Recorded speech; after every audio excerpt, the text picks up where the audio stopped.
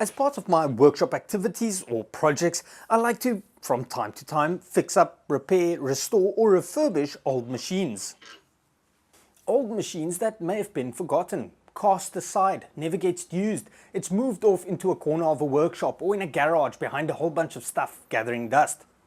Machines like my Wadkin AGS10, which was a beaten up mess when I tracked it down on Marketplace and probably completely overpaid for it. But I didn't see a mess. I saw potential. I saw what the machine could be, and today it forms the cornerstone of my woodworking operation. I also had a lot of fun freshening up an old Fobco star pedestal drill and a Delta Milwaukee jointer.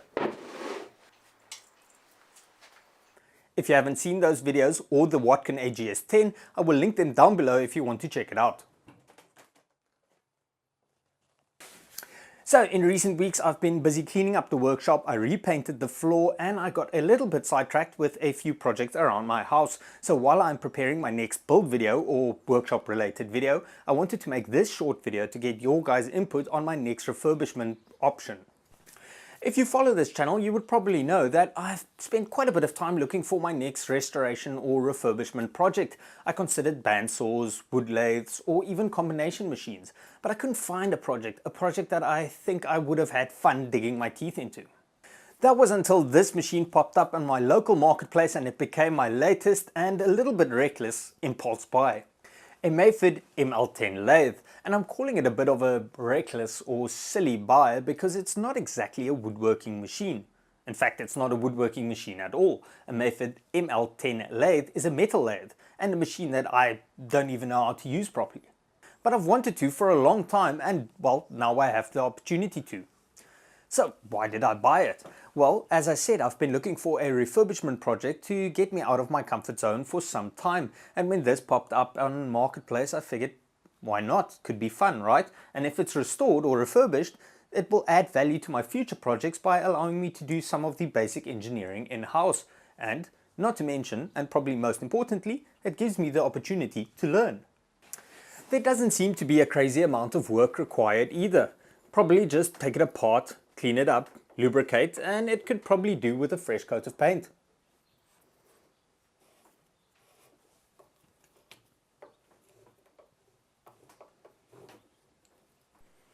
Unfortunately, like in many cases with these old machines, it is not complete and missing a few components. Most notably in this case, the gear quadrant, which is responsible for setting the lead screw speed for automatic feed and thread cutting. The good news is it seems like many of these components can still be purchased online, so I will have to test out the availability and reliability of these suppliers.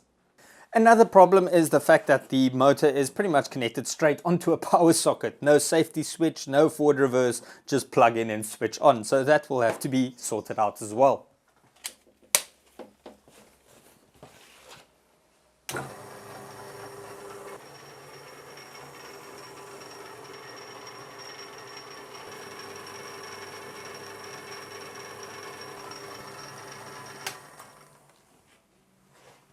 Which brings me to the reason I made this video. Two questions. Firstly, in my case, do you guys think this machine is worth refurbishing? I mean, it doesn't exactly fit into my workshop, but as I said, it could be fun and I could learn something. Even if it's just how not to refurbish a metal lathe. And if it's finished, I could always sell it as a cleaned up, serviced and repainted unit. And the second question, if I do decide to refurbish it, would you guys like to see it?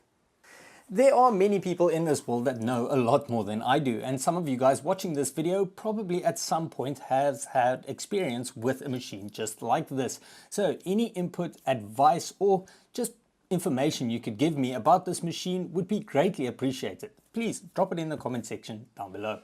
And that is pretty much what I wanted to share in today's short video. As I said, if you guys have any input or anything you would like to add, drop it in the comment section down below. Also, as I mentioned, I am working on my next shop related build or shop upgrade, and I will try and get that video out to you guys as soon as possible. For now, however, thank you so much for watching. Till next time. Cheers.